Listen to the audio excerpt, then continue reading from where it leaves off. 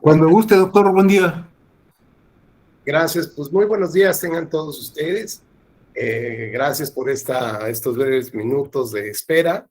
Y pues vamos a iniciar continuar nuestra charla con los distintos formas de régimen de gobierno y de participación democrática. Habíamos visto en ocasiones anteriores que la manera como las personas toman las decisiones de cómo elegir a sus representantes principalmente están sustentadas por dos elementos: por el factor de confianza y de creencia que efectivamente esas personas cumplen con digamos, con el prototipo o con las reglas o con algo que las personas consideran que reúnen las características necesarias para poder representarlos y sobre todo tomar las riendas para poder discutir sobre los grandes temas que importan a la comunidad. Entonces, bajo estos dos elementos de confianza y de creencia, se va construyendo un argumento que se conoce con el nombre de la legitimación democrática. Así que mientras algunas comunidades en la historia nos señalan que los principales líderes son aquellos que tienen una visión mucho más amplia de la comunidad, sobre todo aquellos que están vinculados con la cosmovisión, aquellos que están vinculados con el universo, las estrellas, ¿no? La lectura de los planetas, la posible anticipación de los fenómenos, o por ejemplo aquellos que escalan las montañas más altas donde se suponía que seres extraordinarios como dioses, por ejemplo, tocaban la tierra, ¿no? Entonces, bueno, pues tenemos distintas culturas a lo largo de todo el mundo, por ejemplo, en montañas y ciudades específicas que se fueron construyendo, como por ejemplo en el Perú, en Machu Picchu, o la altura de ciertas pirámides en Gaza, en Egipto, en México, en fin, mientras la comunidad crea y tenga esta confianza de que esas personas son las idóneas para poder llevar a cabo toda esta representación, este liderazgo de la comunidad, pues se mantienen en el poder, ¿no? La legitimación es lo que le va dando este sustento y esta posibilidad. ¿Y hasta cuándo termina la legitimación? Bueno, evidentemente hasta que se deja de creer y tener confianza. Así que bueno, después pasamos por la época de los monarcas o de los reyes, ¿no? Donde no solamente, a lo mejor en un principio, se tenía digamos, esta valentía o estos hechos que demostraban que esa persona pudiera reunir las características necesarias para cuidar a la población, por ejemplo, o que tenía un cúmulo de virtudes adicionalmente, como, digamos, la valentía o la gracia de perdonar o de ver, en fin, lo que la gente considerara en ese contexto social, político, económico y cultural que tenían, pues consideraban que eso era suficiente como para dejarle los destinos, incluso poner su vida a manos justamente de estos líderes.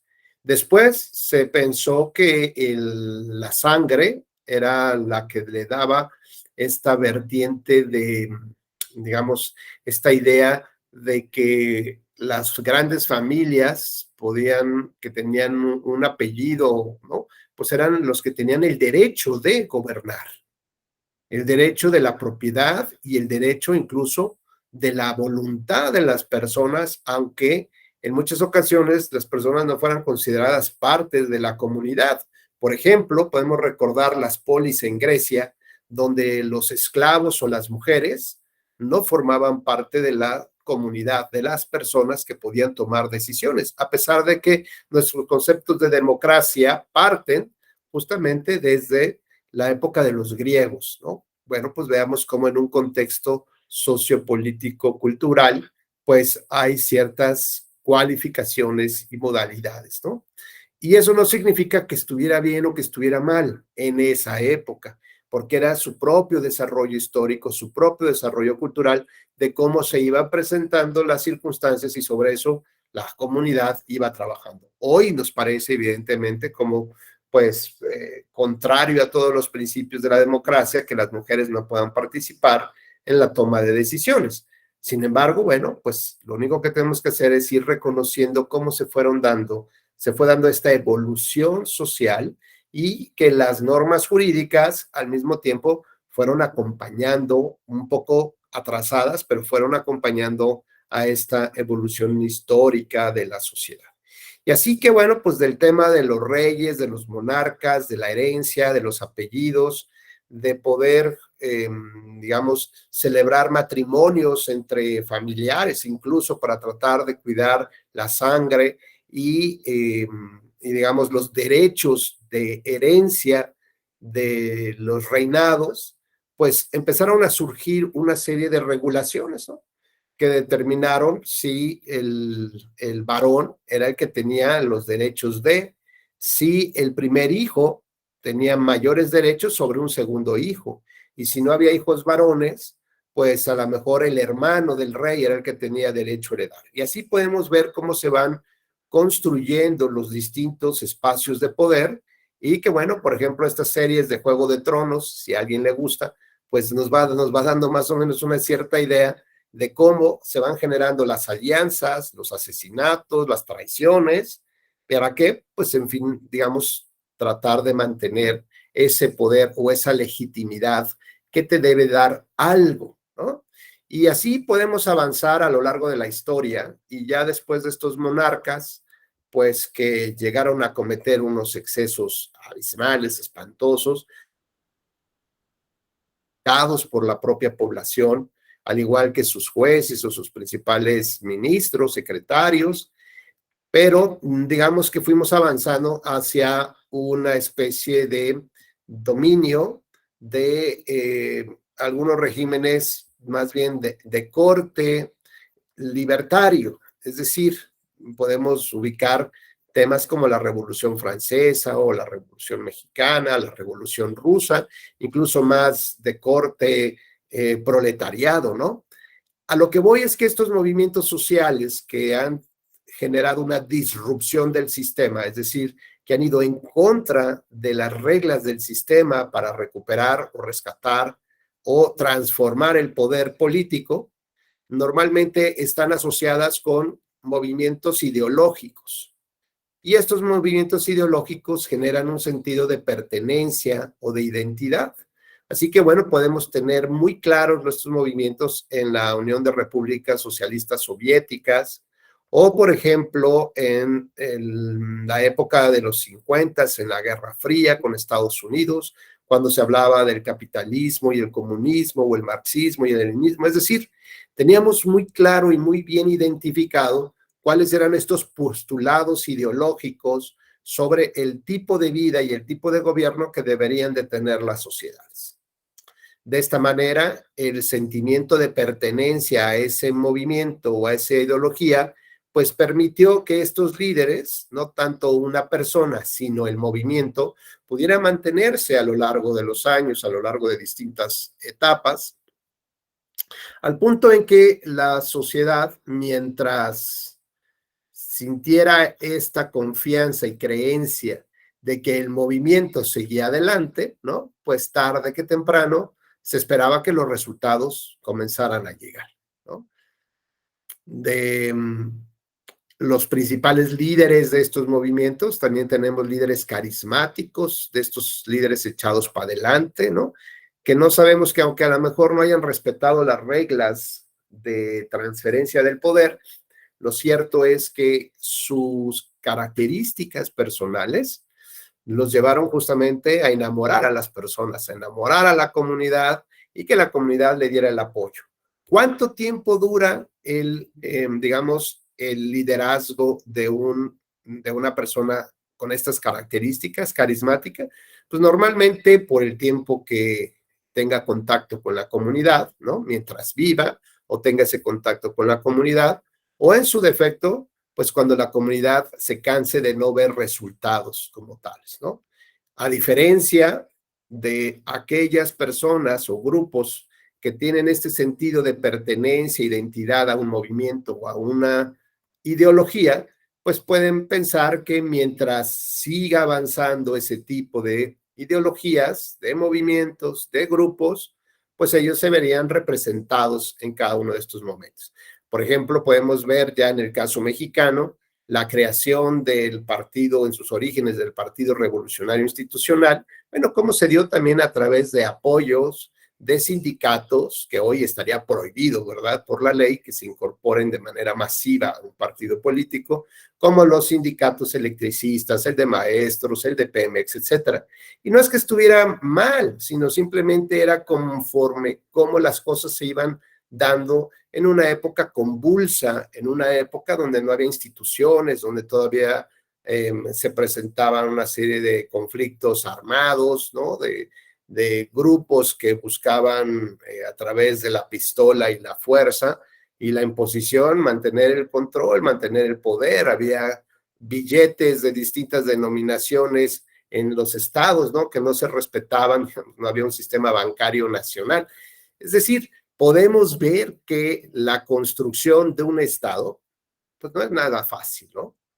Sobre todo en épocas convulsas, en épocas complicadas, pues definitivamente se hizo lo que se pudo y se fue construyendo en, digamos, en las distintas evidencias que nos recuerda la historia, pues cómo se van construyendo justamente estos estados en el día a día, ¿no? Como tal.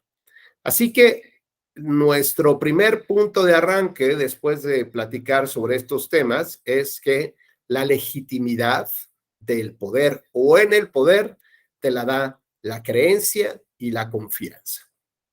Si te la da la ley, porque la ley te establece un periodo, un mandato, pues probablemente mientras las personas consideren que es el tiempo prudente para demostrar los resultados, pues, digamos, aceptará que esa persona concluya su periodo constitucional o legal para llevar a cabo este proceso, digamos, este proceso de demostración de los resultados.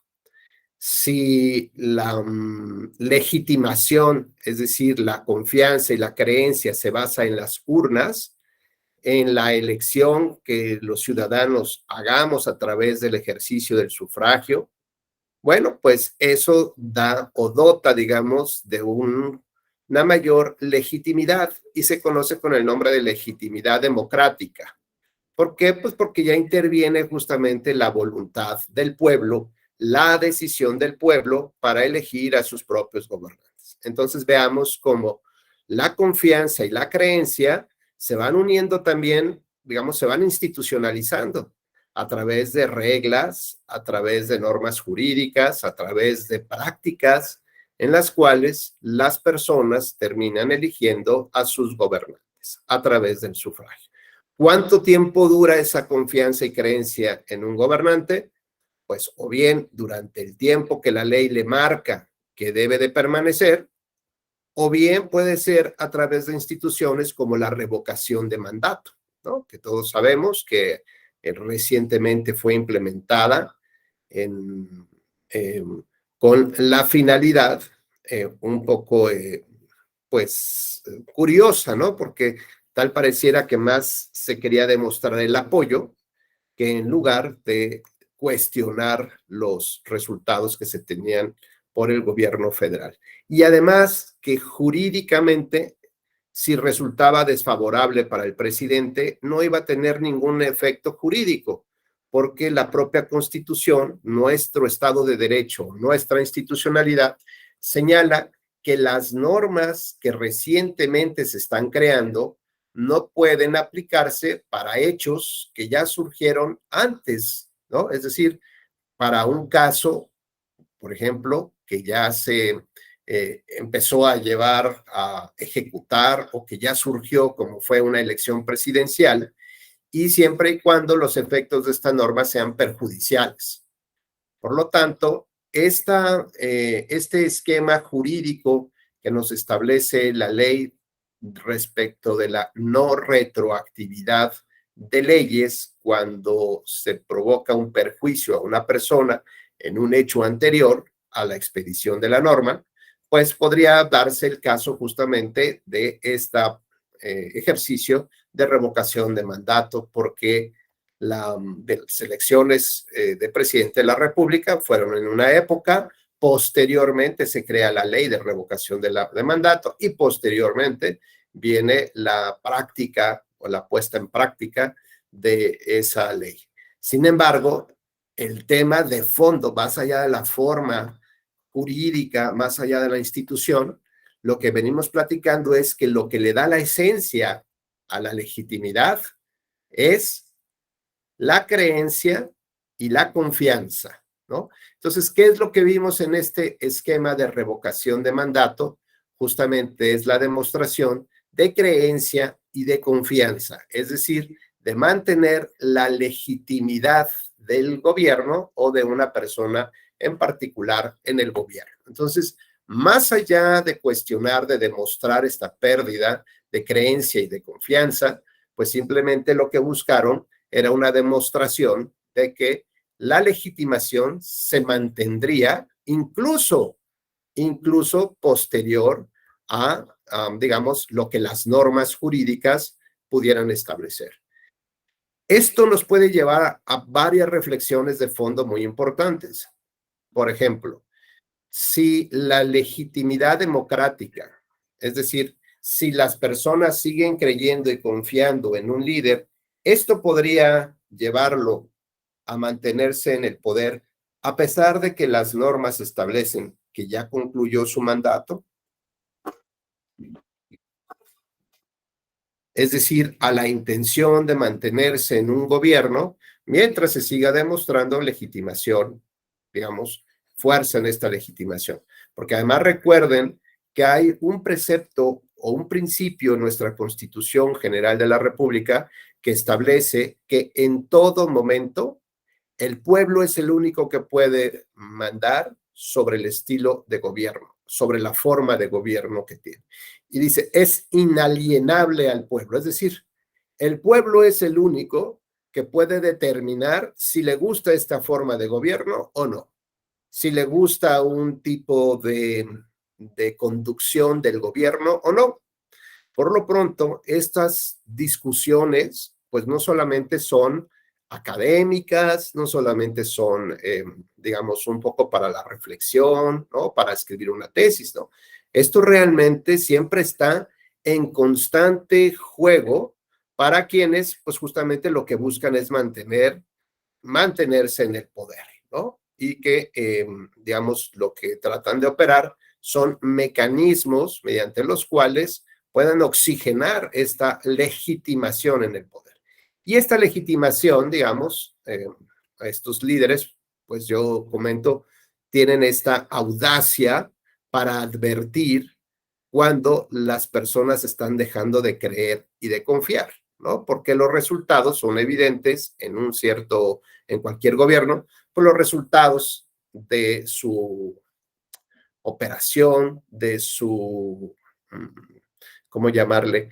Pues de su ejercicio, no necesariamente dan los resultados o la confianza que todos y principalmente ellos quisieran o que tuviera la población, o simplemente es un problema de comunicación, ¿no? De imagen, y de que las personas pues no están enteradas realmente de los grandes beneficios o cómo se está cambiando, cómo se están haciendo, cómo se está administrando el gobierno. Lo cierto es entonces que hay mecanismos que permiten oxigenar esa legitimación a pesar de que la ciudadanía ya no crea y ya no confíe tanto. ¿Cuáles son esos mecanismos? Bueno, pues los mecanismos, primero que nada, son las reformas electorales. Y las reformas electorales siempre han buscado de mantener al grupo que está en el poder, mantenerlo más tiempo en el poder. Por ejemplo, ¿cuál sería una de ellas que pudiéramos ubicar perfectamente? Aquella que estableció algo que se conoció con el nombre de la cláusula de gobernabilidad en el Congreso. Y esa cláusula permitía que el partido que obtuviera más triunfos de mayoría relativa, es decir, más triunfos en las urnas, de diputados, evidentemente, en automático se le asignarían diputados de representación proporcional suficientes en número para mantener el control de la Cámara. Es decir, el 50% de los 500 diputados más uno, que serían 250 más uno, 251 diputados.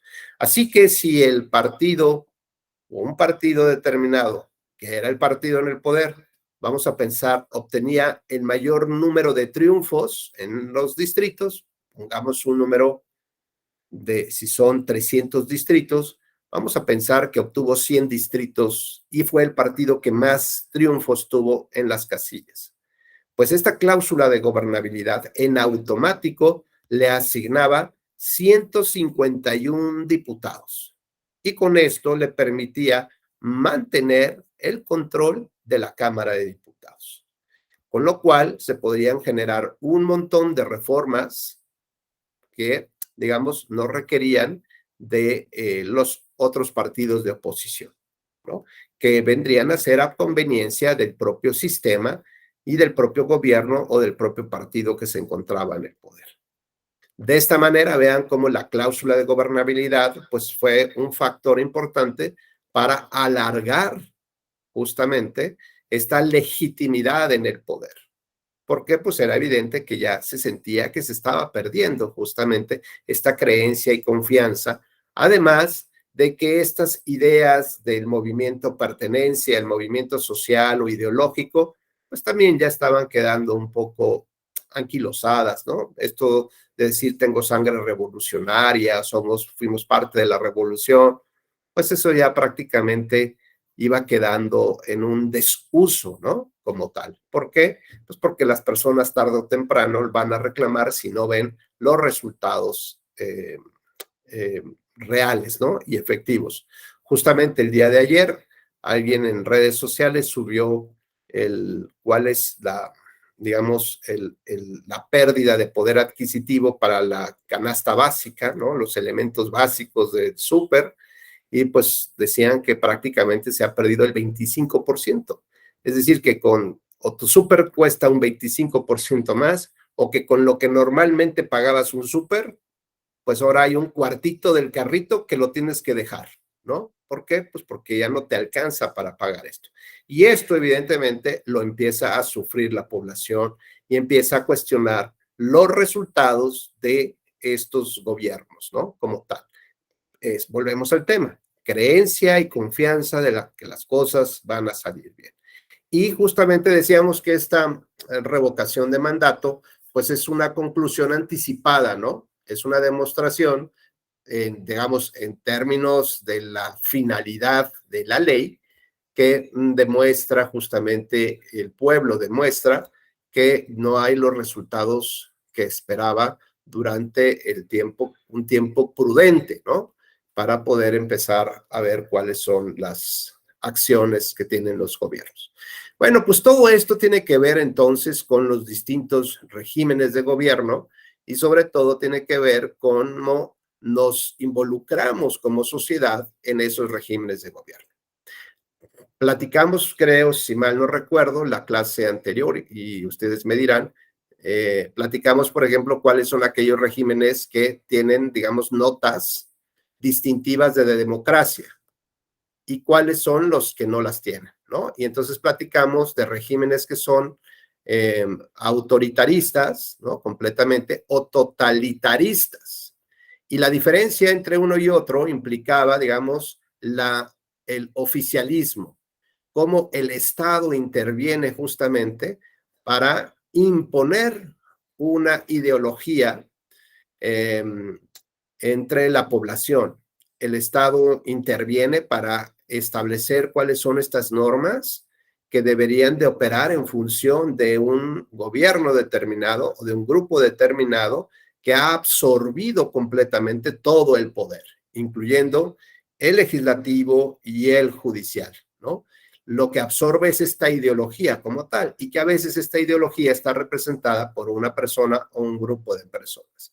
Y todos aquellos que no formen parte de esta ideología podrían ser apresados, ¿no? Podrían ser privados de su libertad o hasta asesinados. Cualquier líder contrario o periodista que fuera en contra de una decisión de gobierno de esta naturaleza, pues prácticamente sería eliminado, ¿no? A través de la desaparición forzada o de la, digamos, de la adjudicación de sus propiedades, de sus vehículos, de su casa, o la afectación física a su familia. Es decir, es un sistema de miedo donde las personas tienen que acatar esta ideología o esta postura, ¿no? Pero eso está imposición por parte del Estado en el régimen totalitarista, mientras que el régimen autoritario, pues implica que hay un sistema hegemónico, ¿no? Y todo flota a través de esa hegemonía, todo flota a través de ese poder de una manera más sutil, ¿no? Por ejemplo, hay la posibilidad de que haya partidos políticos y elecciones, mientras que en el totalitario no hay ni siquiera elecciones.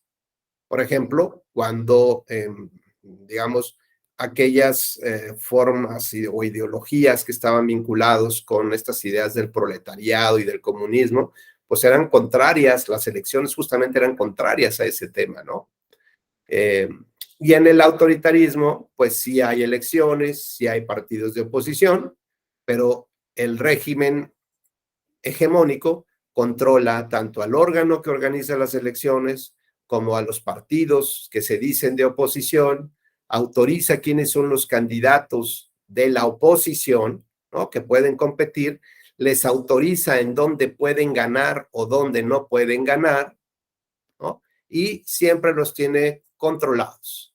Y a la población no es que les imponga una ideología, sino simplemente les señala cuáles serían estas, digamos, formas de vivir y de pensar en función de este proyecto que se tiene a largo plazo, ¿no? Entonces, digamos, es como más suave, es como decir un café descafeinado, ¿no? Está descafeinado el totalitarismo aquí, pero en realidad se viven este tipo de presiones y de cuestiones donde poco a poco va minando justamente la prensa crítica, donde empiezan a haber controles, por ejemplo, de los medios de comunicación, controles, por ejemplo, del Internet, el establecimiento de una sola vía de comunicación a Internet, ¿no? Que puede ser una aplicación del propio gobierno para que se pueda controlar toda la información que fluye por ahí. Es decir, lo que siempre se busca es mantener este poder, mantener la legitimidad en el mismo. Y cuando las reformas electorales ya no son suficientes, como la cláusula de gobernabilidad, porque un tribunal la declaró inconstitucional, bueno, pues empezaron a ver cómo cambiar estas estructuras, por ejemplo, a través del financiamiento público o, por ejemplo, a través de un nuevo esquema de comunicación política, donde ya los partidos no tenían que gastar digamos, el Estado no te les tenía que dar un dinero importante para su publicidad en radio y televisión, sino que ya venía incluido dentro de sus, digamos, dentro de los elementos que conforman las administraciones o los apoyos y derechos que tienen los partidos políticos, ¿no? Todo ello, pues, nos hace entender justamente cómo los líderes también tratan de moverse, de generar reformas, de buscar estos espacios para mantener el poder. Y podría ser que ahora, en las reformas electorales que están en juego, por ejemplo, se elimine a los diputados de mayoría relativa y solamente se deje a los de representación proporcional. Y si bien en un contexto político, social y cultural tal vez hubiera sido óptimo, pues hoy nos parece que no es tan correcto. ¿Por qué? Porque solamente aplicaría, digamos, este voto de la masa, ¿no? Si bien es cierto que algunos partidos pueden tener todavía algunos lugares donde seguramente hay un voto duro a favor de partidos de oposición, pues esta fuerza, digamos, local, ¿no? Visibilizada localmente, pues terminaría siendo aplastada, atomizada por el resto de la votación nacional. Con lo cual, ya no podría haber, digamos, estos pequeños espacios donde desde la oposición se pueda construir una alternancia en el poder. Y no significa que alguien esté a favor de un partido o de otro, sino lo que uno busca es estar a favor de un sistema democrático fortalecido. Y la única manera de tenerlo así, pues es cuando tenemos partidos de oposición fuertes y donde el partido que se encuentra en el gobierno tiene la capacidad de platicar con la oposición y de construir acuerdos con la oposición en función de las mejoras que busca, digamos, la sociedad como tal. Bueno, pues esto un poco es digamos, este corolario de lo que fuimos platicando la vez pasada. No sé si hasta aquí tengan alguna duda, alguna inquietud sobre los dos elementos en los que se finca la legitimidad. Y bueno, por supuesto, cuando esta legitimidad es democrática es porque ya interviene el ejercicio del sufragio. Tengo por aquí algún comentario de Gerardo Vega, que nos dice: el problema es que mientras estemos en un sistema representativo, el cambio de sistema se tiene que hacer a través de ellos. Bueno, se tiene que hacer a través de las propias instituciones y del propio sistema, ¿no? Y finalmente lo que hay que tomar en consideración es si realmente el voto, el ejercicio del sufragio, tiene hoy la fuerza para lograr ese objetivo, lograr alternancia, lograr transformación, cambio de historias, cambio de régimen. Por eso nos dice la Constitución, es un derecho y es el poder inalienable que tiene el pueblo mexicano para hacerlo. ¿Y cómo lo hace? Pues evidentemente a través de la institucionalidad, que debe de ser a través del ejercicio del voto. El problema es si el voto hoy en día tiene el valor que debería de tener, es decir, si la sociedad le está dando ese valor o no. Y entonces vemos, por ejemplo, cuál es el nivel de ausentismo o el nivel de personas, el porcentaje de personas que no van a votar, el porcentaje de personas que no sacaron su credencial de elector, el porcentaje de personas que, dadas sus propias circunstancias, están aceptando que compren su voluntad a través de una dádiva, a través de la inserción en un programa social o la amenaza de eliminarlo de ese programa social, ¿no? Por 200 pesos, 500 pesos, el ofrecimiento de un trabajo donde puedas recibir de manera quincenal, semanal o mensual, no sé, una lanita por ahí. Y bueno, pues todo eso implica que el poder del sufragio pues está debilitando de una manera importante, ¿no? Así que, bueno, pues lo que tenemos que revalorar, lo que tenemos que justipreciar es realmente si es importante hoy en día cuidar nuestro voto y mantener la dignidad del voto como tal, ¿no? Hemos visto bueno, desde la semana pasada y anteriores, hemos visto, por ejemplo, desde mi óptica, me parece que, pues que, por ejemplo, diputados y senadores quedan mucho a deber a la población en cuanto a las posturas que primero habían asumido y después con las que terminan aprobando algunas reformas que en principio ni siquiera pudieron ser debatidas de manera fuerte, ¿no? En fin, me parece que estos temas de cómo los líderes, ¿no? Van sometiendo poco a poco a la oposición o cómo la oposición está haciendo, pues es una oposición muy débil, ¿no?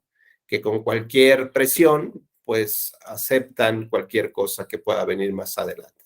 Entonces, me parece que hoy en día estamos en un momento crucial del desarrollo democrático de los mexicanos y es momento en que la sociedad asuma el papel que le corresponde ahora, ¿no?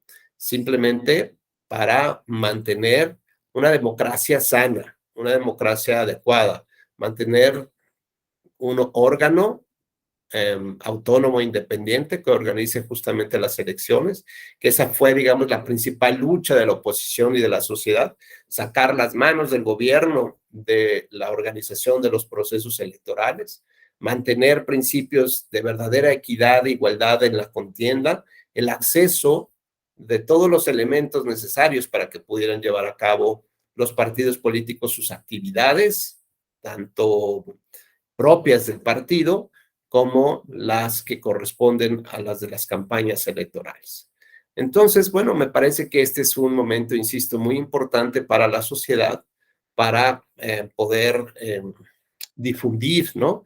Que nosotros seamos estos puentes y que generemos el eco necesario, pues para que las personas cada vez más puedan ir a votar, se capaciten, digamos, en lo que es la cultura democrática, que entiendan cuáles son los riesgos de no involucrarse con no digo con la política, sino con la manera como elegimos a nuestros propios gobernantes, ¿no? Y bueno, comentaba yo en otros foros, que la idea de buscar a un médico, por ejemplo, durante la pandemia, pues nos daba esta idea de que quisiéramos o queríamos, primero que nada, no morirnos por el tema de la pandemia, ¿no? Pero segundo, que si afectaba a nuestra salud, la afectara lo menos posible para poder mantener el mismo estilo de vida que teníamos antes de la pandemia, ¿no? Como poder ir a trabajar, poder estudiar, poder hablar, no olvidar las palabras, poder mantener el olfato, ¿no? No perder, digamos, estas habilidades de cognición, de memoria, de lenguaje, y que pudiéramos hacer justamente que fuéramos más o menos los mismos antes que la pandemia. Y todo lo que buscábamos era al mejor de los médicos. Y cuando hablamos de que en materia democrática o en materia política queremos que los candidatos que una vez que son autoridades, una vez que los elegimos, pues traten de mantener ese mismo estilo de vida que teníamos, ¿no? O por lo menos que no lo empeoren o que lo mejoren, ¿no? Entonces, fíjense cómo, hablando del tema de salud y la pandemia y hablando de las elecciones, hablamos exactamente de lo mismo, de mantener las condiciones de vida, ¿no? El estilo de vida que teníamos. Pues, cuando hablamos del médico, buscamos, nos damos a la tarea de encontrar al mejor de los médicos de acuerdo a nuestro propio contexto. Incluso hasta pedimos recomendaciones. Somos capaces de decirle, no, pues este médico no me gustó, mejor voy a cuestionar y voy a preguntar respecto de otro. Pero cuando hablamos de lo mismo, pero ahora dentro del concepto democracia, no buscamos al mejor de los candidatos, buscamos al menos peor de los candidatos. Y nos conformamos con eso. Y no nos importa, es más, no sé ni cómo se llama, no tengo en su teléfono, en su mail, y yo realmente no sé si va a hacer lo que tenga que hacer para mantener mi estilo de vida que tenía yo, por lo menos antes de su proceso electoral, antes de que él entrara a ser el gobernador o el alcalde o el diputado. ¿Cuál es la razón por la que estimamos que tanto un tema de salud me impacta en el estilo de vida, como las condiciones reales y fácticas, ¿no?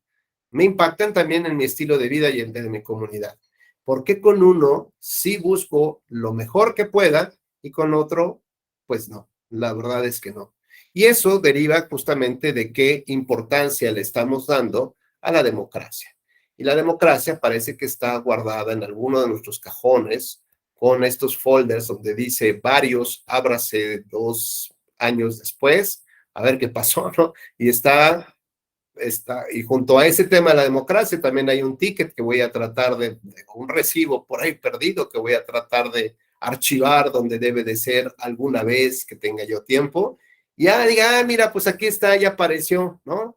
Pues sí, ahí también está el valor y la importancia que le estamos dando a la democracia, cuando en realidad sabemos que es uno de los elementos que soporta justamente el ejercicio de nuestros derechos fundamentales, la posibilidad justamente de poder elegir si quiero una educación pública, una educación privada, la posibilidad de escoger el trabajo al que me quiero dedicar, la posibilidad de que haya jueces independientes, que haya un verdadero acceso a la justicia, que yo no esté viendo escenas en las redes sociales del crimen organizado, cómo se pasea por las calles y la gente pues termina simplemente adaptándose y aceptando lo poco que tiene y lo que le quieran dar, aunque de pronto llegue un grupo contrario y termine generando una matanza, ¿no? Como la vimos apenas en Guerrero.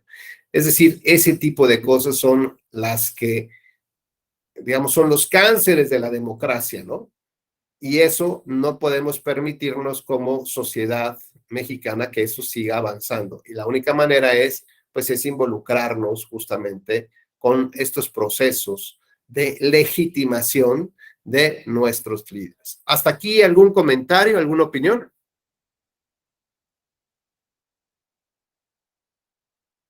¿Seguros?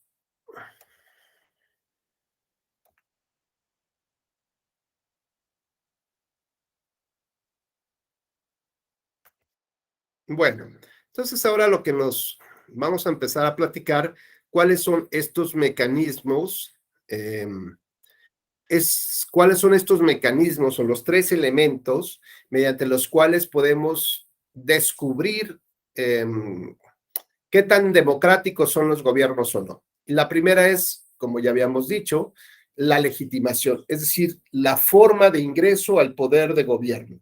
Y puede ser desde cuestiones fácticas, como pues simplemente una designación que alguien hace en alguna comunidad de algún tiempo determinado porque ese es el líder carismático, o las formales que se sujetan a ciertas reglas y sobre todo a ciertas normas jurídicas. El segundo punto se trata de el ejercicio del poder. ¿Cómo se lleva a la práctica? Y el tercero es la forma de interactuar con la oposición. Así, estas tres dimensiones se pueden, conforme a este análisis de estas tres dimensiones, podemos distinguir los regímenes políticos, si son democráticos o no lo son, ¿no? Y también habíamos, digamos, presentado un concentrado para entender justamente cuáles son estas características y diferencias, ¿no? Y ahora bien, bueno, vamos a analizar, nos toca ya empezar a ver lo que tiene que ver con lo que sí es democracia, ¿no?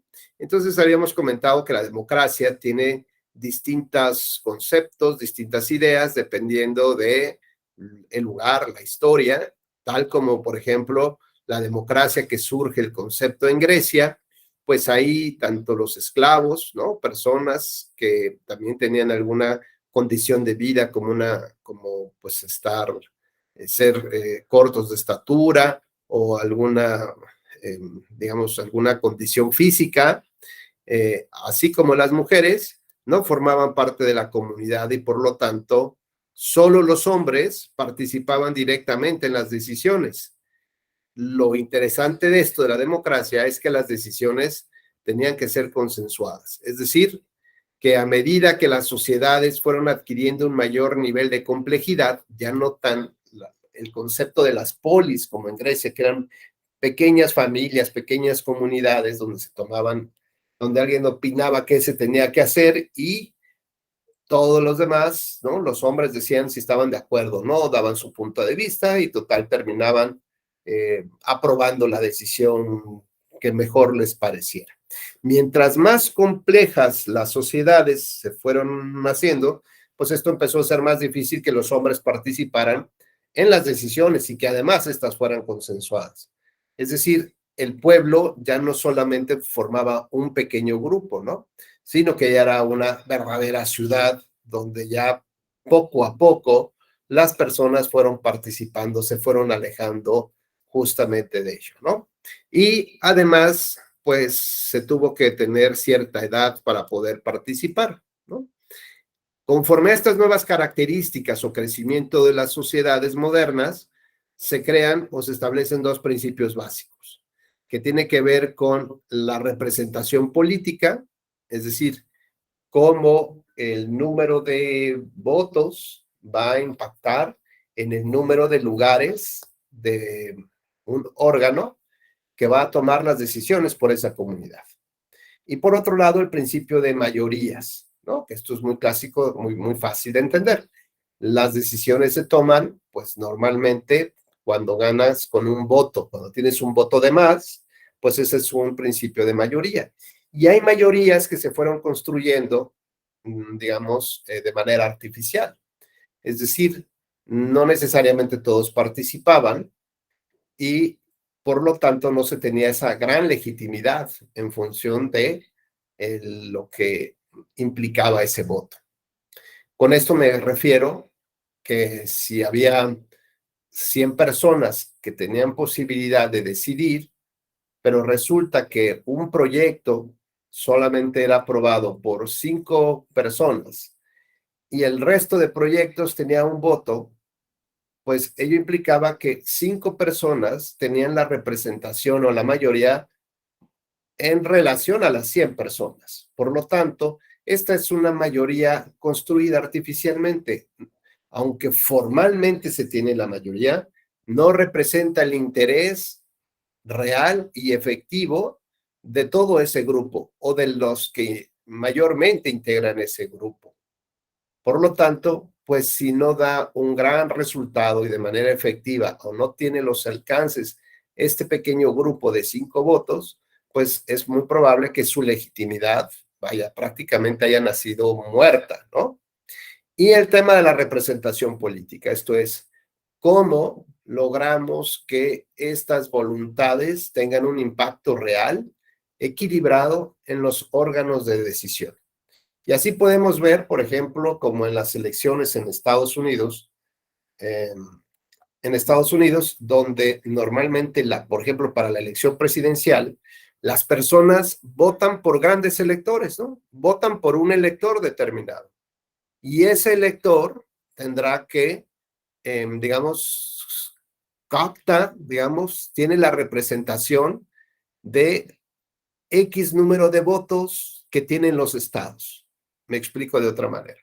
Las personas votan por alguien que los va a representar y va a llevar su voto a otras elecciones. Puede ser que esa persona cambie su voto, cambie la voluntad, pues podría ser que sí, porque finalmente él es el gran elector.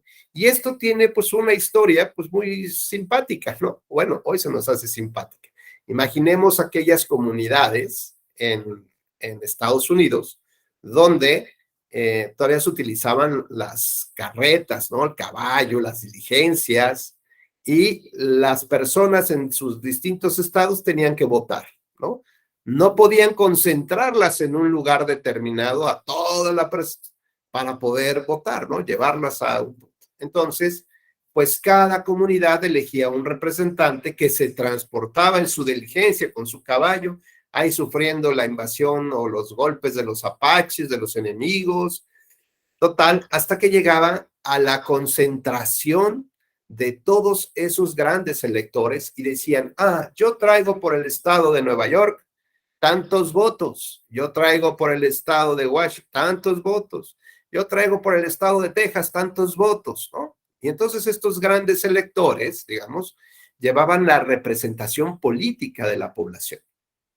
Y cuando regresaban, pues les decían, ¿qué creen? Pues es que con el estado de Missouri, el estado de tal y el estado de tal, pues ya logramos el objetivo que queríamos o perdimos.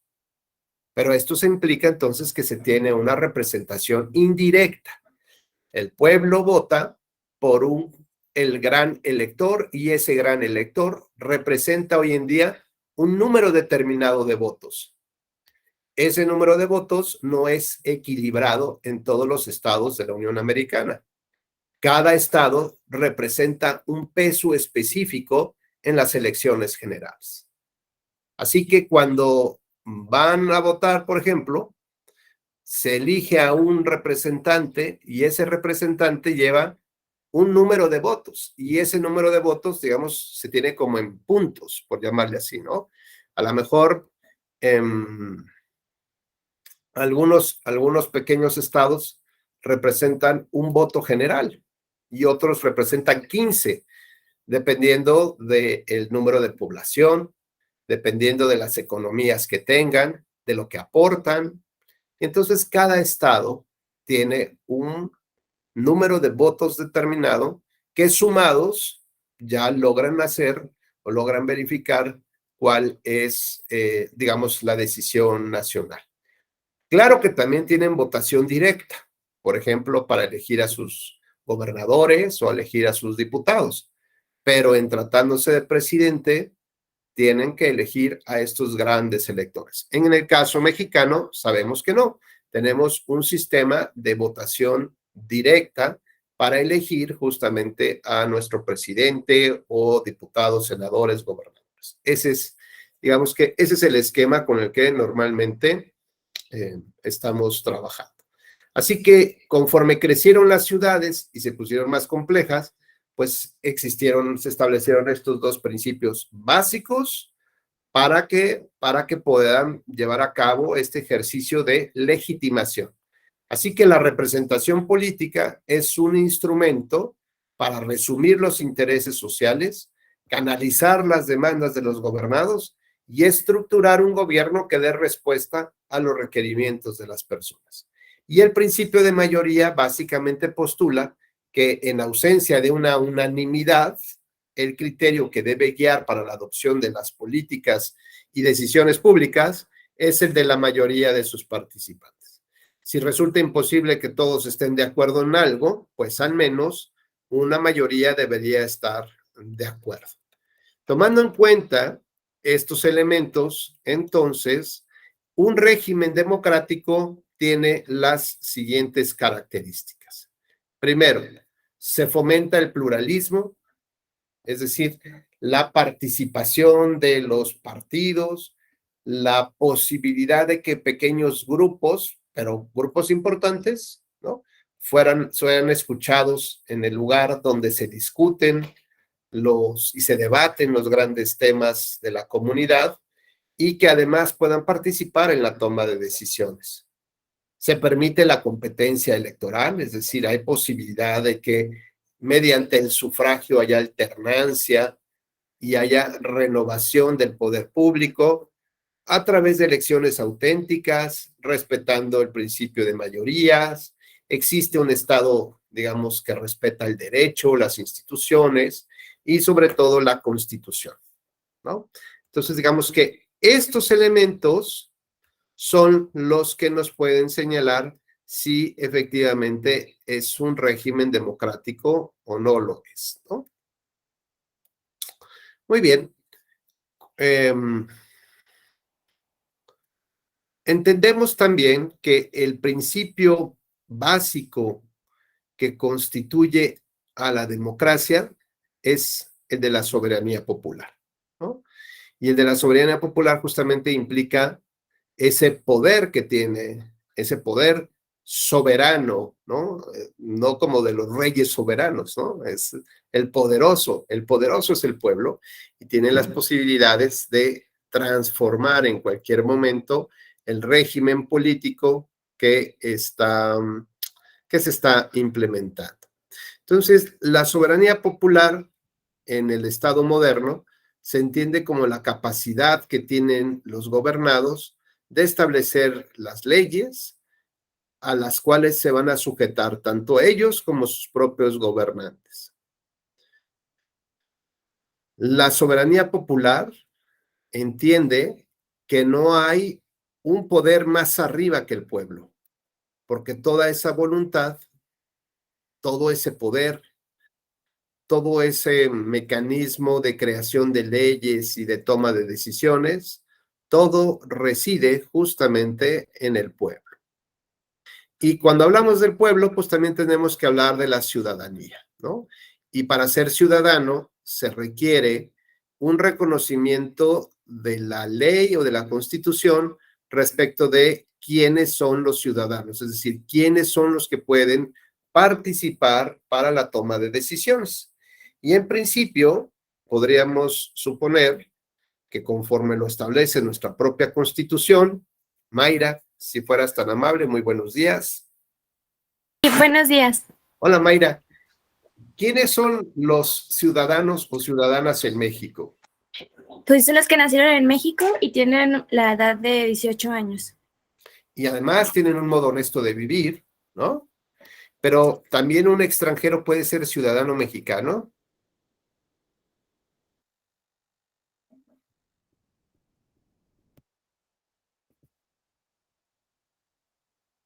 Nos dice Abel que sí. Adelante, Gerardo.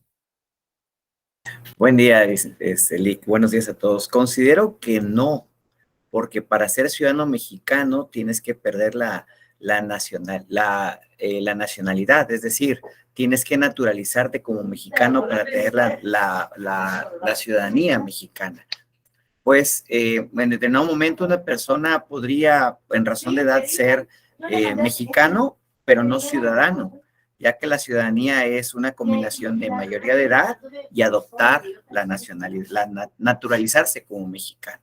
Entonces, si bien algunos países consideran o tienen en cuenta la posibilidad de mantener una doble nacionalidad, hay otros que tienen el candado que para el ejercicio de la misma tienes que optar por una u otra. Entonces, de ahí pues que con un extranjero no podría ser ciudadano mexicano, entendiéndose que tendría que cumplir con las obligaciones del 31 constitucional. Y si tienes la calidad de extranjero, no cumples con todas las obligaciones que establece el 31 constitucional para el ciudadano mexicano. Es todo, licenciado. Gracias, Gerardo. Pues sí, efectivamente, hay que cumplir una serie de requisitos que están establecidas en la ley y en la Constitución y que nos permiten ejercer el derecho fundamental de votar y ser votado, ¿no? Y esto, digamos, aunque es un derecho humano previsto en la Convención Americana y un derecho fundamental establecido en nuestra Constitución, lo cierto es que debe sujetarse a ciertas reglas y principios que, de acuerdo a nuestra soberanía popular, nosotros establecimos en acuerdo con aquellos diputados y senadores que establecieron estos requisitos, ¿no? Ahí me dirá, oiga, maestro, yo nunca me puse de acuerdo con nadie.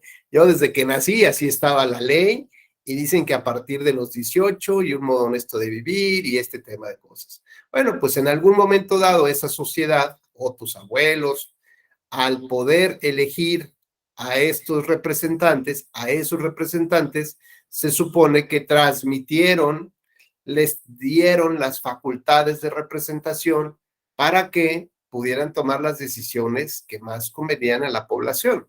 Lo cierto es que el problema radica que muchas veces nuestra sociedad actual no reflexiona con lo que está en esa ley y simplemente pues ya lo aceptamos y pues ya está, ¿no? Así nací y así me moriré, como dice la canción.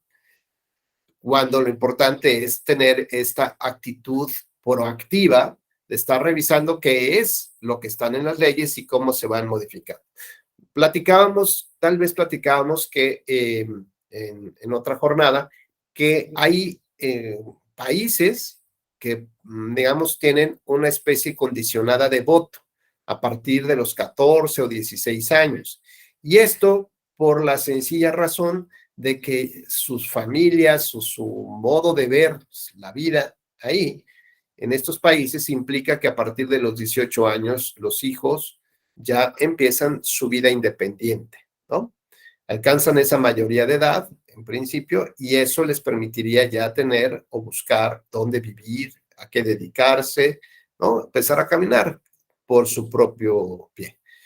Y evidentemente cuando tienes esta mentalidad, ¿no? Generacional o social, pues es evidente que empieza a haber ciertas preocupaciones ya para esta juventud de ver si le alcanza el dinero, si puede solicitar un préstamo para poder comprar un departamento o un coche, o a lo mejor no le alcanza para nada, ¿no? Y entonces ya empiezan a tener una vida activa como ciudadanos y que les impacta, ¿no? Todas las decisiones finalmente gubernamentales y por lo tanto podrían pedir políticas específicas para los jóvenes, para los recién egresados, los que están estudiando, etcétera, etcétera, etcétera.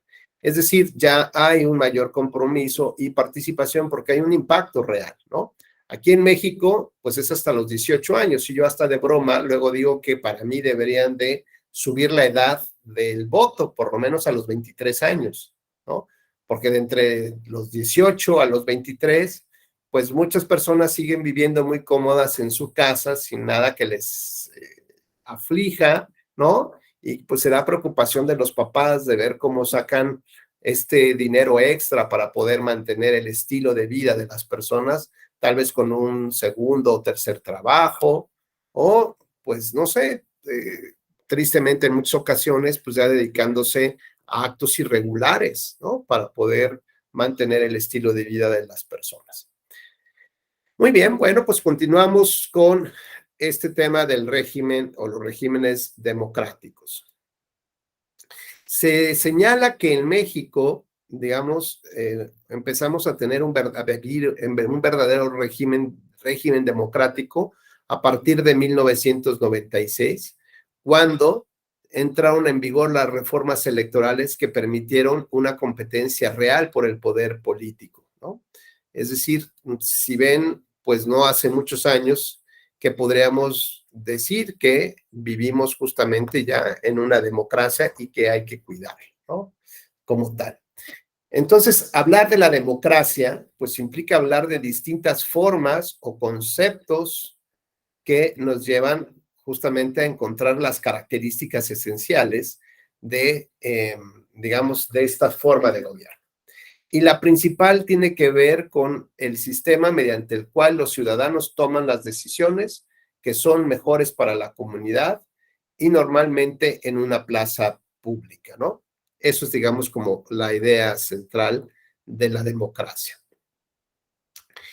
Y hablar de la democracia representativa, ya en particular, que es la que predomina en la mayoría de las democracias modernas, en México y en los estados que, digamos, que se comprometieron a formar la Organización de Estados Americanos, la OEA, y que respetan real y efectivamente los postulados de la Convención Americana de Derechos Humanos, hablan que van a mantener un sistema de gobierno sustentado en la democracia representativa.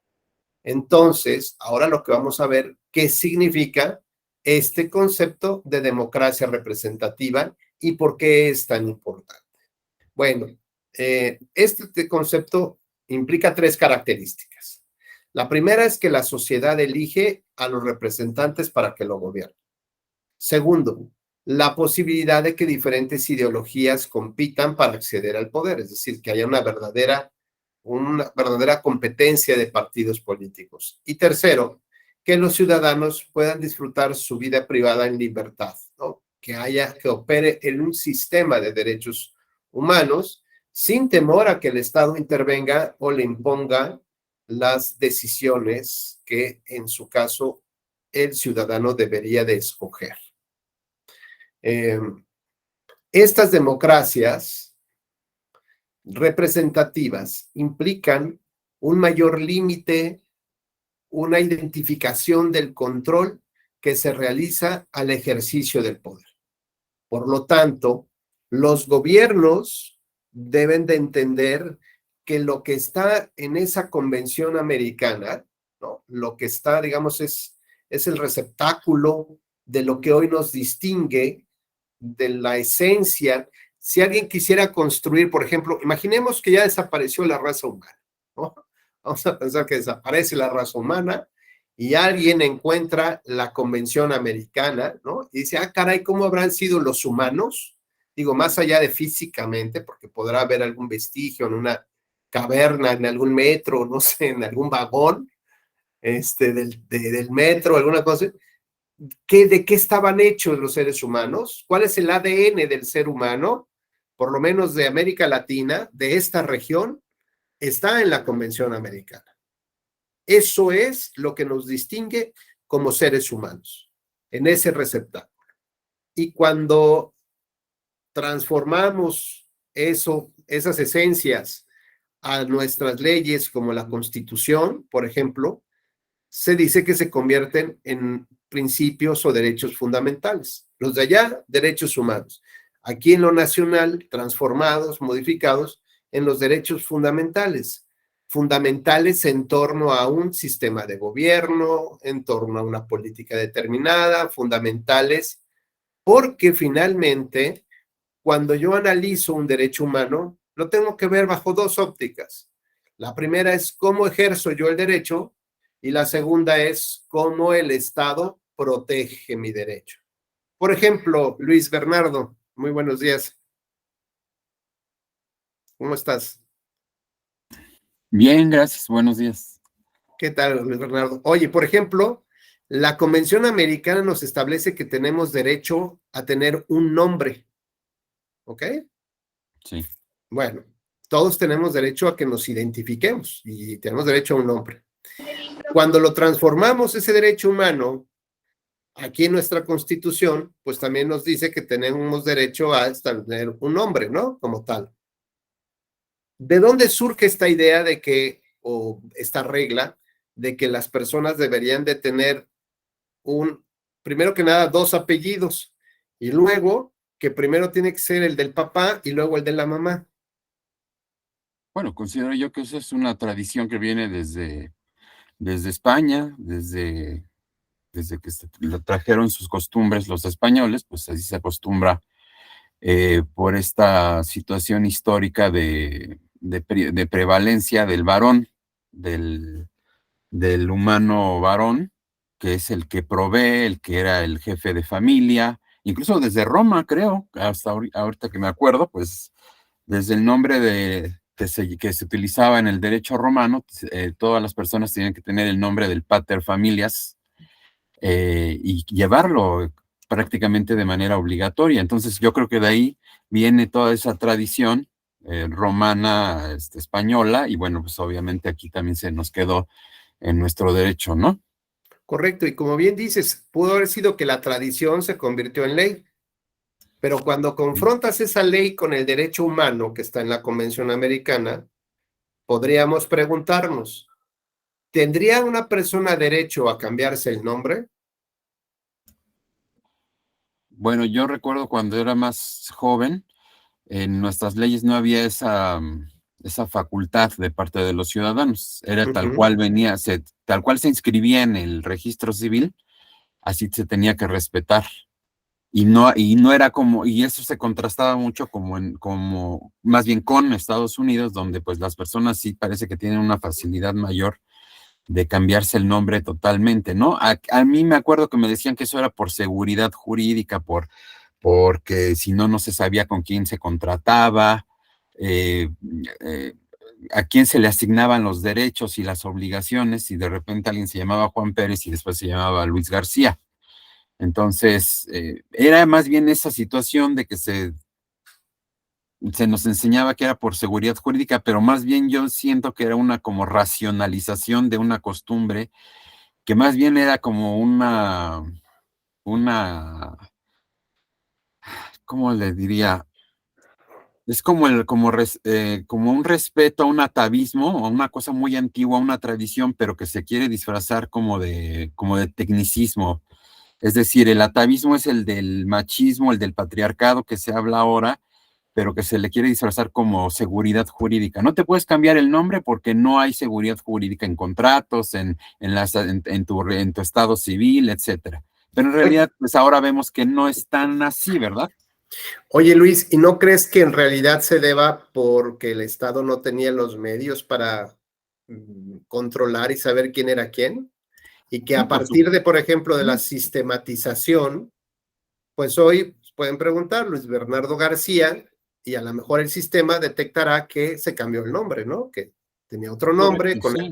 opciones. Es decir, que hay una continuidad de la identificación de la persona independientemente del nombre. Es correcto, la tecnología nos ha ayudado mucho. Bueno, Nada más que yo no entiendo bien cómo, por ejemplo, en Estados Unidos, cuando no había computadoras, se podían cambiar el nombre y aún así no pasaba nada. Yo siento que hay algo más a fondo ahí en el sentido de la confianza entre los ciudadanos.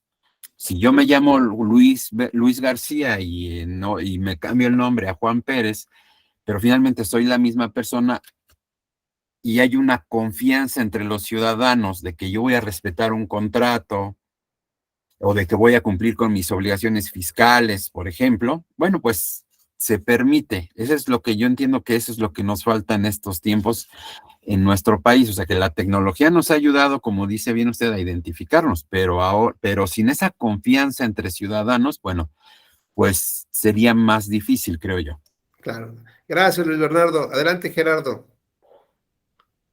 Gracias, buen día. Atendiendo a lo que comenta el IC Luis, fíjese que creo que también pasa, citando el ejemplo que pone de los Estados Unidos, es que en Estados Unidos la gente confía ciegamente en su sistema y prefiere que todo se caiga menos la credibilidad en su sistema. Entonces, si X institución gubernamental avaló el cambio de nombre, a ellos ya no les importa, porque para ellos sus instituciones son las que velan y velarán todo. Y si hay un problema con los nombres, sus instituciones se encargarán de resolverlo. O sea, en México es todo lo contrario, dudamos del sistema totalmente, no importa cuál sea, aunque el sistema esté bien. Y eso acarrea situaciones tales como que le faltamos el respeto a la autoridad, aunque la autoridad tenga la razón. Es porque nosotros por default decimos de que todas las autoridades están mal y que todas las autoridades son corruptas y que todas las autoridades no son dignas de confianza, desafortunadamente. Y eso tristemente se ha alimentado en los últimos años, en el sentido de desacreditar todas las autoridades porque todas las autoridades son corruptas, malas, y solo cierto grupo de personas gozan de la razón y credibilidad. Aunque creo que el cambio de nombre, el problema es que estamos en una cultura de que al propio abogado se le enseña de eso, de echa la norma, echa la trampa. Es decir, que nosotros como abogados tenemos que tener la habilidad para brincarnos las normas jurídicas en vez de hacerlas respetar. Entonces, de ahí pues que sea tan delicado estos cambios de nombre, ¿no? El objeto tendría que ser muy importante. Yo veo más para una corrección más que para un cambio total. Es todo. Perfecto. Gracias, Gerardo. Fíjate, Luis, Bernardo y Gerardo y compañeras y compañeros, que digamos, los grandes problemas que han surgido, por ejemplo, en este tema de del cambio de nombre, tiene que ver porque nunca nos han enseñado que cuando se estudia un derecho humano hay que verlo como una moneda que tiene dos caras. Una cara se trata de cómo ejerzo yo el derecho. Entonces yo pienso que tengo la posibilidad de cambiarme mi nombre, tengo la posibilidad de cambiar el orden de los apellidos, ¿no?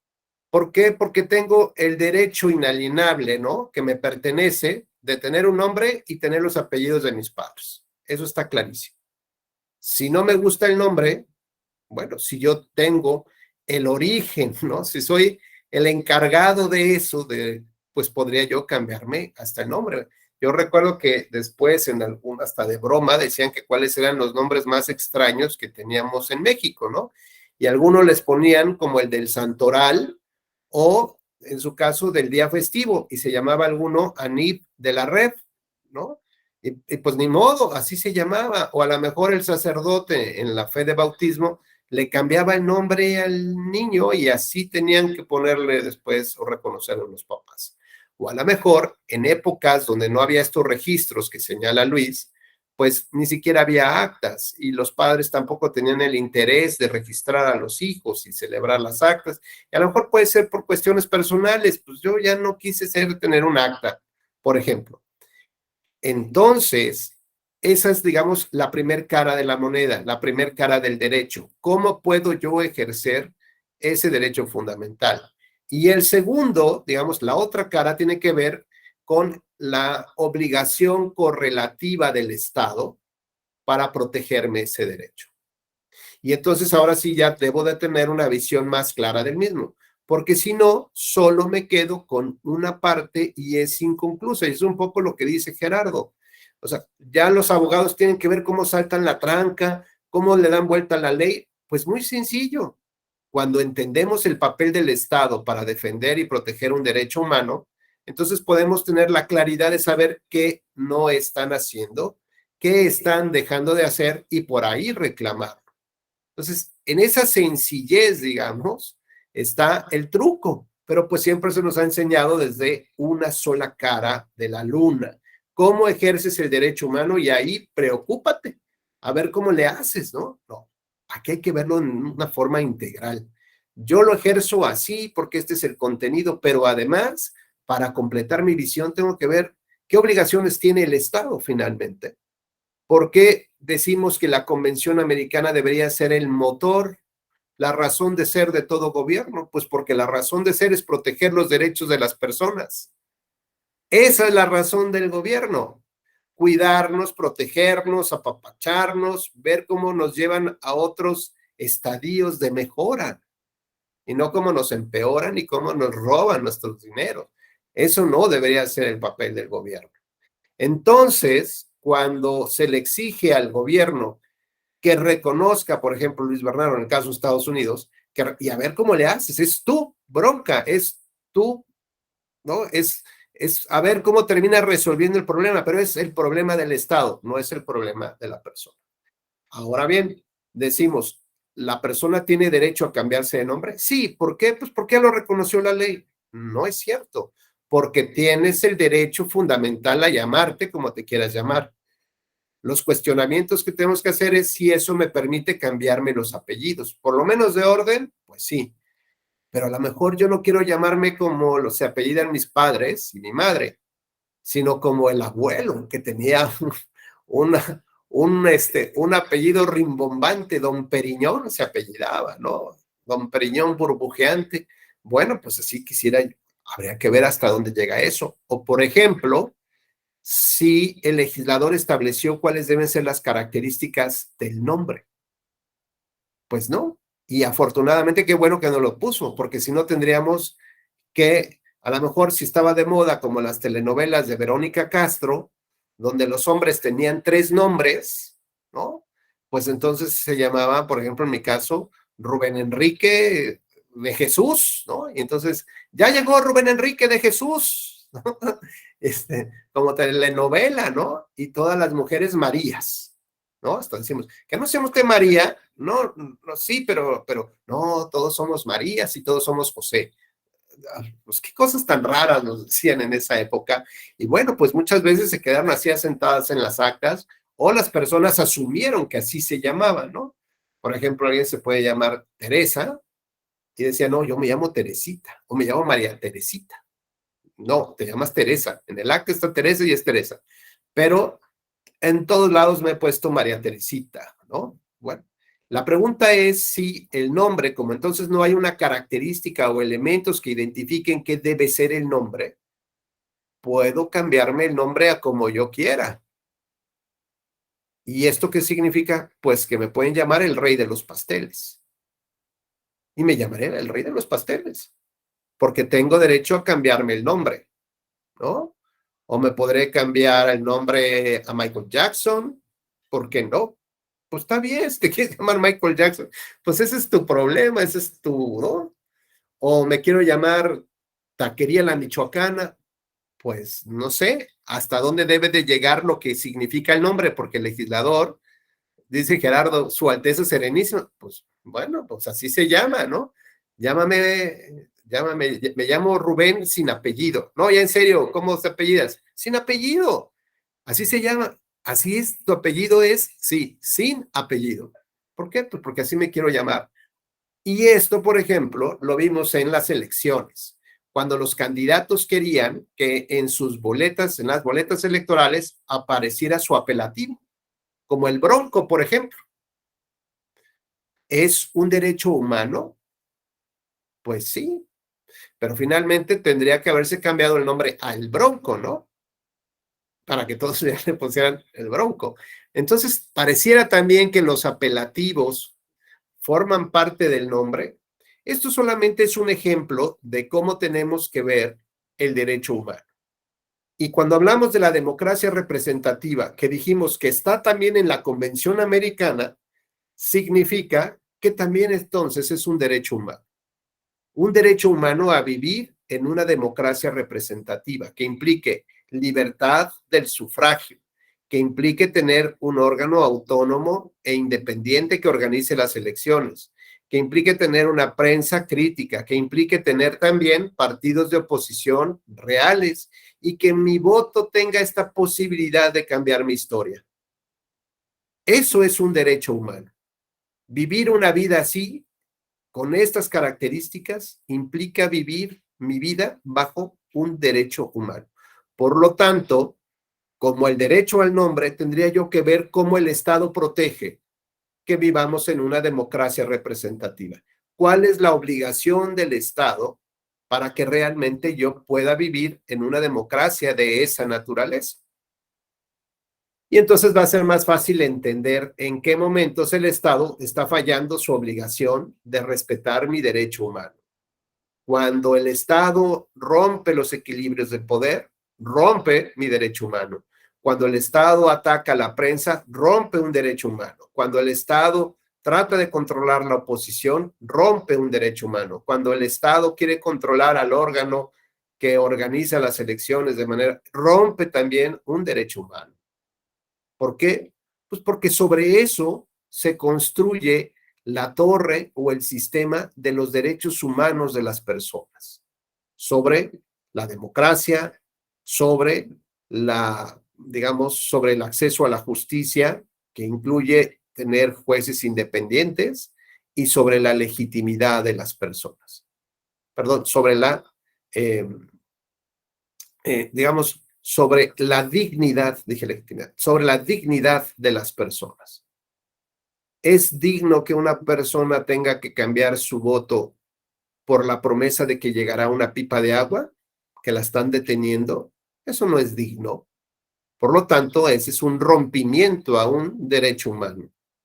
Cambiarle su voto por 200 pesos o por la amenaza de sacarlo de un programa social, eso es romper con la dignidad de las personas.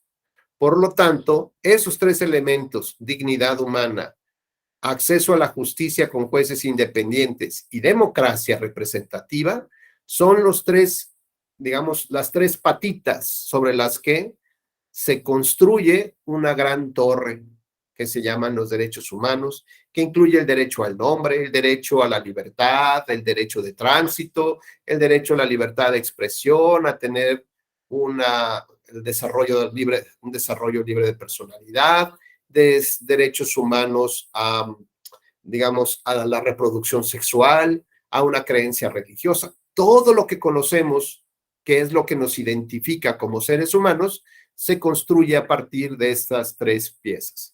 De ahí la relevancia de cuidar, de proteger y de platicar con más personas, ustedes, sean eco de estos conocimientos para que cuiden con mayor medida la democracia. Y entonces, en estos esquemas de participación, encontramos, por ejemplo, el plebiscito o el referéndum. El plebiscito funciona a través de una votación en la que pueden participar todos los ciudadanos. Se busca conocer si se aprueba o rechaza una acción de gobierno.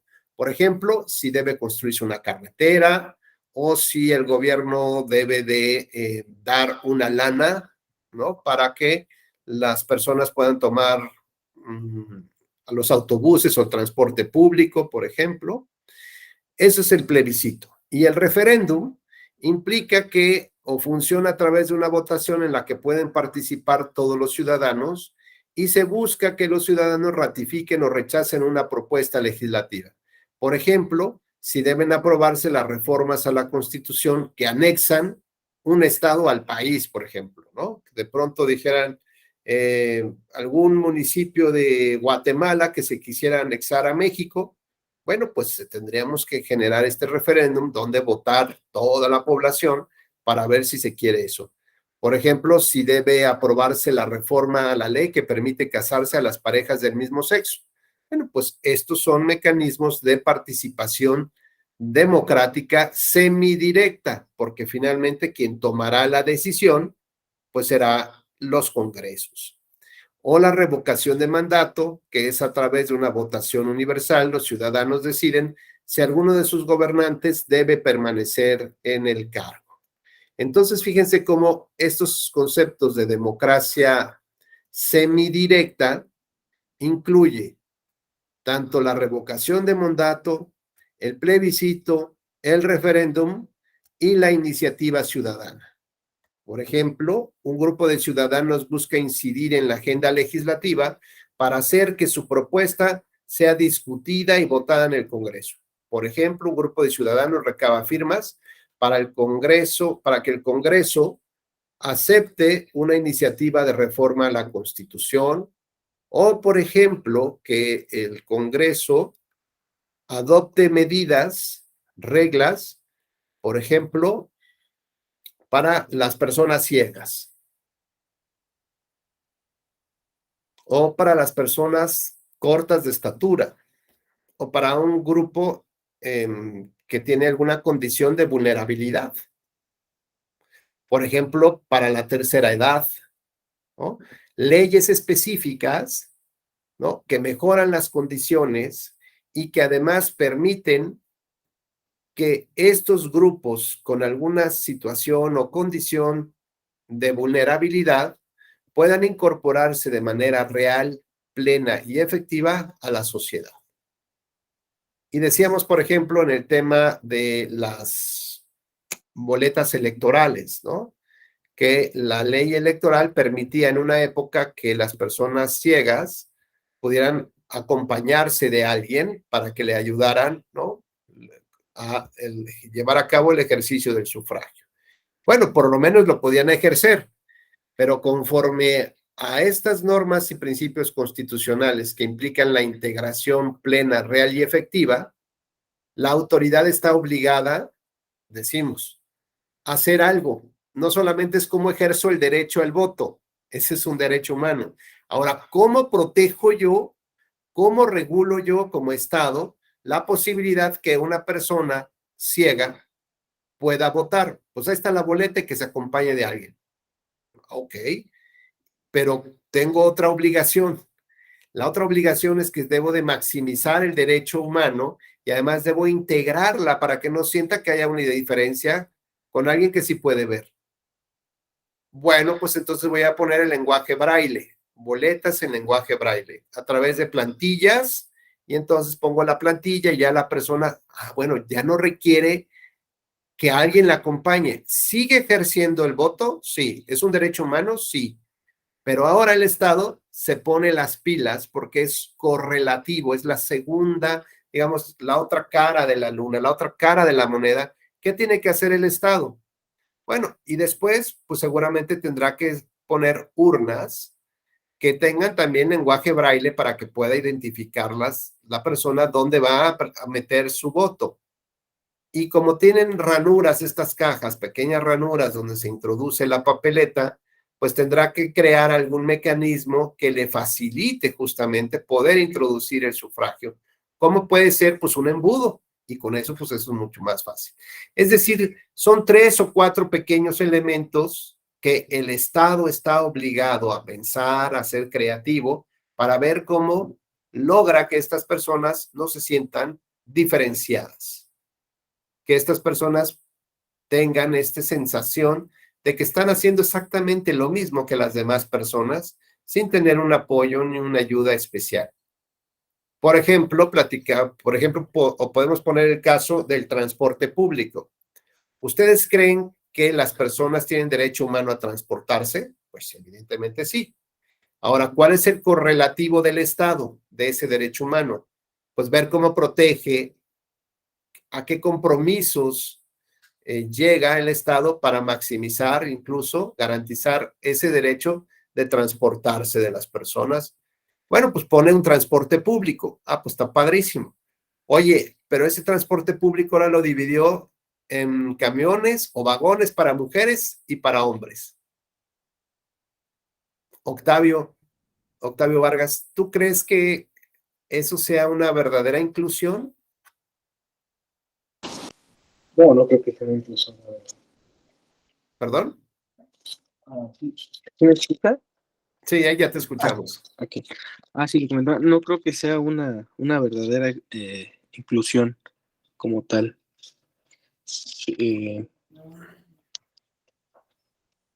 A ver, permíteme tantito. Están hablando del trabajo. No te preocupes, le pasamos el micrófono a Guillermo Torres. Buenos días. ¿Qué tal, Guillermo? Oye, te preguntábamos si esto de tener vagones exclusivos para mujeres y niños y otro para varones de otro mixto implica una verdadera integración plena, real y efectiva de estos grupos en situación de vulnerabilidad, mujeres y niños. Bueno, yo considero que no sería, al contrario, es excluyente, ¿no? Separar por géneros a las personas. Sin embargo, también creo que es lo que le llaman una acción afirmativa, precisamente por la condición que sufren las mujeres en el transporte público, sobre todo en la Ciudad de México, me estoy refiriendo, porque yo aquí vivo en la Ciudad de México, a la situación de acoso sexual, a la situación de violencia que se puede llegar a generar. Entonces, es por eso que se ha hecho esa determinación de separar a las mujeres en los vagones exclusivamente para mujeres y otros vagones para tanto hombres como mujeres, como una acción afirmativa. Eso es lo Claro. que... Oye, podría- Guillermo, ¿y sabes lo que yo vi, por ejemplo, en los autobuses? Que había una fila enorme de varones que tenían que transportarse y que a lo mejor el camión o vagón de las mujeres iba a la mitad. Y entonces era como esta queja de decir, mira, ¿no? O sea, yo me tengo que amolar, yo tengo que hacer más fila, yo tengo que llegar tarde al trabajo por darle este espacio a las mujeres. Sí, por supuesto. Entonces, fíjate cómo hasta provocó más molestia, ¿no? Sí, Provocó mayor separación. Uh-huh.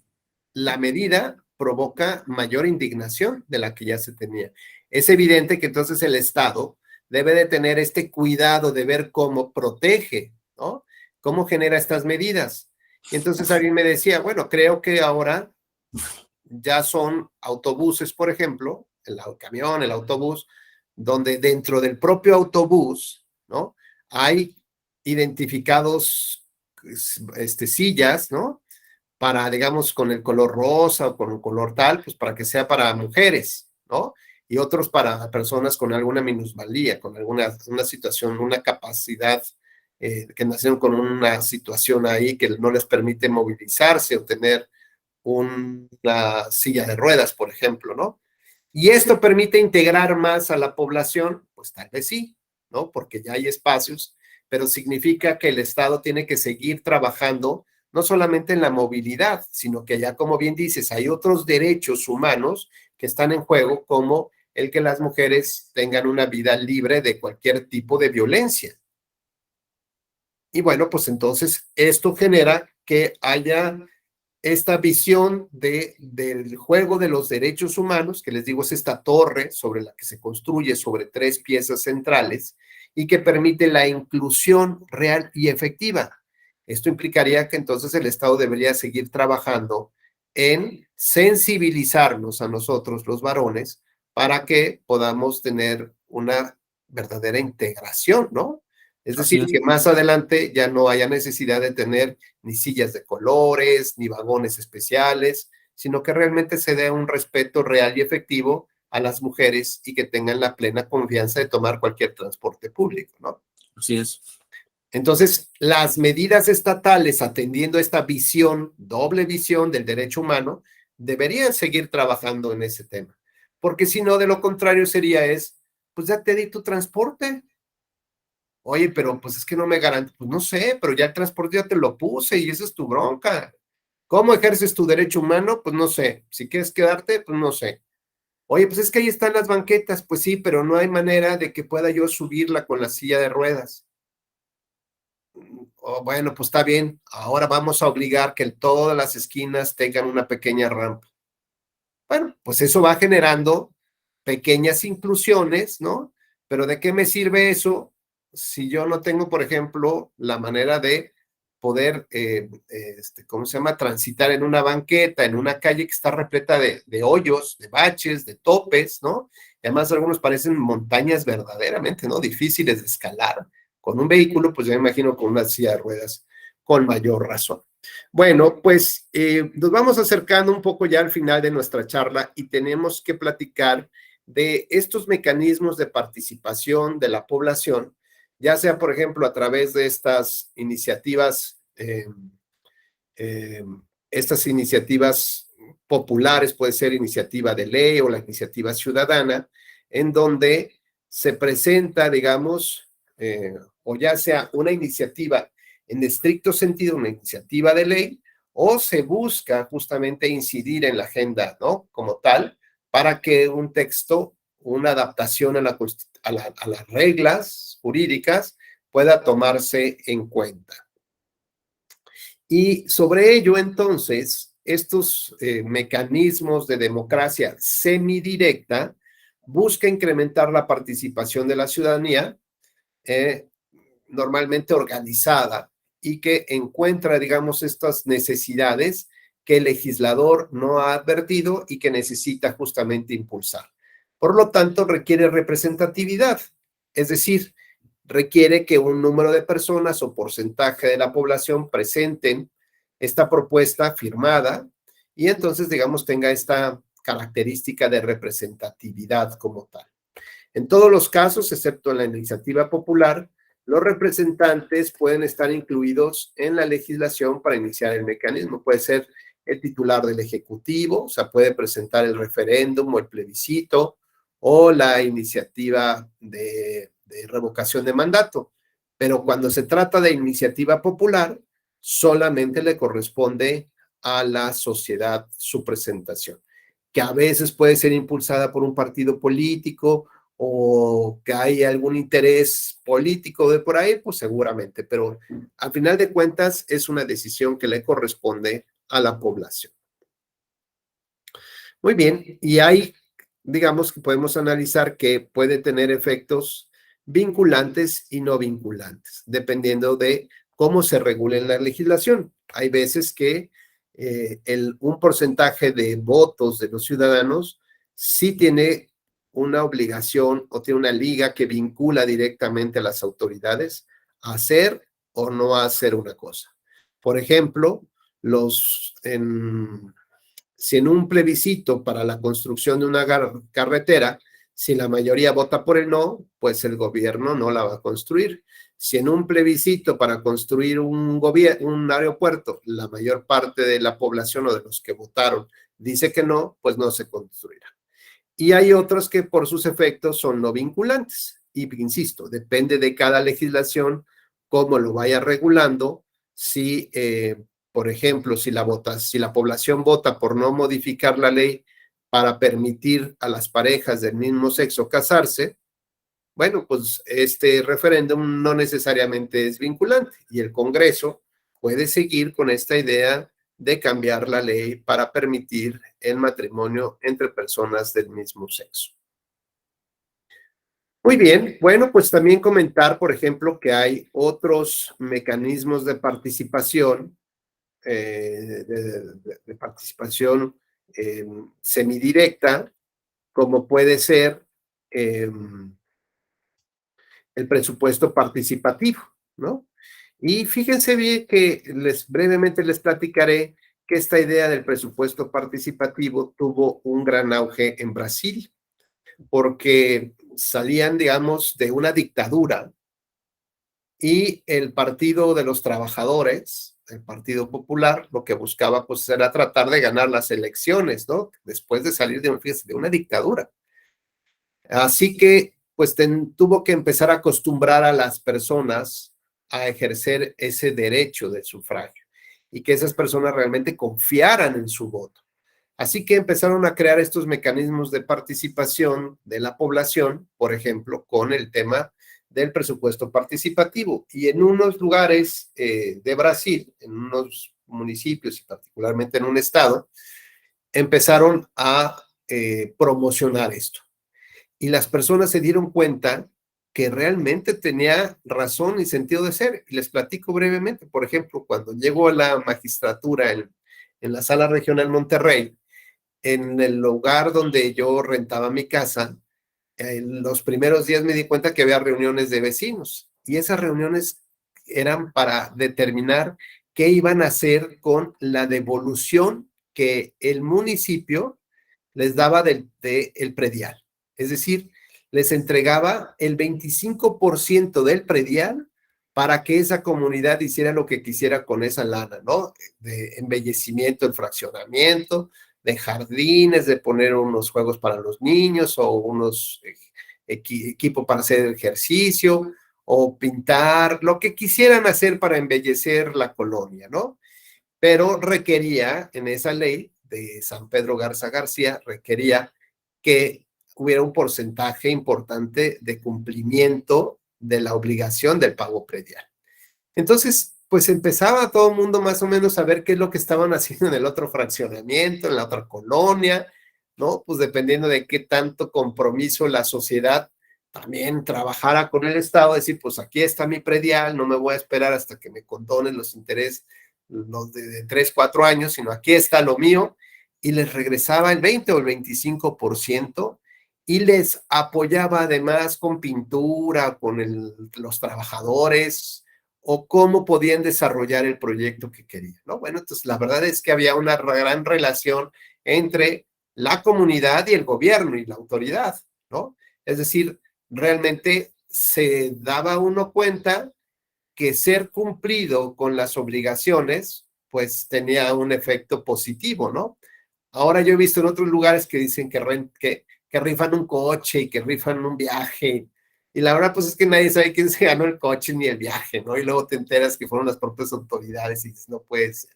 Bueno, pues esta manera de cómo el gobierno va involucrando a la sociedad en la votación llegó a ser tan importante en Brasil, créanme, que había más personas que participaban en estos mecanismos que en las votaciones realmente. Y entonces empezó, digamos, a estar muy de moda esto, ¿no? ¿Cómo logramos que la sociedad participe en las cosas o en los asuntos que de manera inmediata le afectan? Pues como el transporte, como el agua, como la carretera, como el alumbrado público, ¿no? El mercado, la reubicación de la terminal de autobuses o la parada. Lo que a las personas más les afectaba, digamos, de su vida diaria, se ponían ellos de acuerdo y entre ellos se podía resolver con apoyo del gobierno.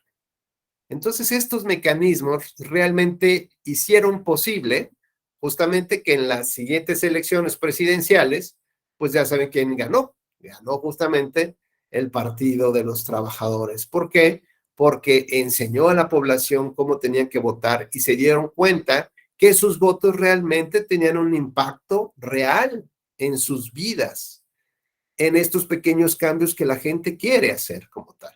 Hoy, desafortunadamente, estas legislaciones que establecen el presupuesto participativo establecen un pequeñísimo porcentaje del presupuesto, ¿no? Del municipio, o establecen o de la ciudad, por ejemplo, de México, de alguna alcaldía, y establecen toda una serie de complicaciones técnicas para que prosperen los proyectos específicos que las personas están presentando.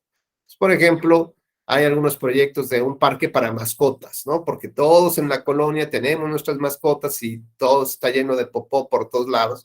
Bueno, pues hay que crear un pequeño parquecito de unos terrenos baldíos que andan por ahí para que podamos llevar a los perritos, que puedan socializar. Bueno, pues resulta que a lo mejor requiere especificaciones, ¿no? Del medio ambiente y que pues uno no sabe, uno es ciudadano y simplemente presenta su propuesta.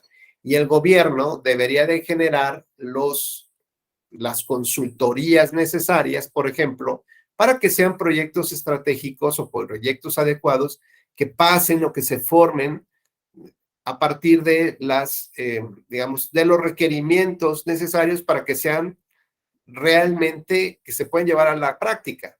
Entonces, resulta que mi propuesta de parque de perritos ganó, pero técnicamente no es posible llevarlo. ¿Por qué? Pues porque ese predio tiene un dueño y yo lo que voy a saber que tenía dueño, ¿no? En fin, o cualquier problema técnico que se pueda presentar. Y entonces esto a la larga va desmotivando justamente a las personas porque saben que cada vez es más complicado poder presentar desde la ciudadanía una propuesta. Y cuando nos enteramos que la única que sí pasó, pues es la que el propio gobierno estaba promocionando, ¿no? Como tal. Y eso entonces desincentiva la participación. Hay este alejamiento de la sociedad y de las autoridades y empezamos a cuestionar la falta de resultados y sobre todo el tema de la legitimación democrática la empezamos a cuestionar, ¿no? De ahí que la creencia y la confianza de que esas autoridades nos van a llevar por lo menos a mantener el estilo de vida que teníamos antes de que empezaran a gobernar, pues cada vez lo empezamos a ver más lejos, más difícil que así se pueda presentar. Ni siquiera esta idea de mejoras, ¿no? Ya lo que deseamos es mantenernos y no empeorar. Y ahora lo que estamos viendo es que no empeoremos tanto, ¿no? Porque después, pues ya tenemos o el crimen organizado dentro de nuestro municipio, o tenemos un municipio sin dinero, un municipio que generó contratos a 6, 8 o 10 años con algunas empresas recolectoras de basura, del tratamiento de aguas, del pago. Y entonces lo que vemos, pues que finalmente no se trabajó en función de la comunidad. ¿Hasta qué punto va a pasar esto? Hasta el punto que la gente ya no crea y ya no confíe ni en las reglas democráticas, ¿no? Ni tampoco justamente en las personas. Así que bueno, estimadas compañeras y compañeros, pues estos son, digamos, el arranque de lo que van a ver en todo en este diplomado, de que van a ver a detalle justamente todos y cada uno de estos procedimientos. No sé si hay alguna duda, alguna inquietud, con mucho gusto. Al contrario, Diego, muchas gracias. Les dejo nuevamente mi red social en Twitter como @Rubén Becerra, RB de Victoria. Lo repito, @Rubén Becerra, RB de Victoria. Ahí me encuentran en Twitter. Ahí subo un montón de cosas y de temas que nos importan a la comunidad y a la democracia. Pues muchísimas gracias. Que tengan una excelente semana. Gracias, Abel. Al contrario, muy gentil. Gracias, Luis Bernardo. Que tengas muy buen día. Nos vemos. Gracias, Gerardo, Octavio. Gracias. Cuídense. Hasta luego.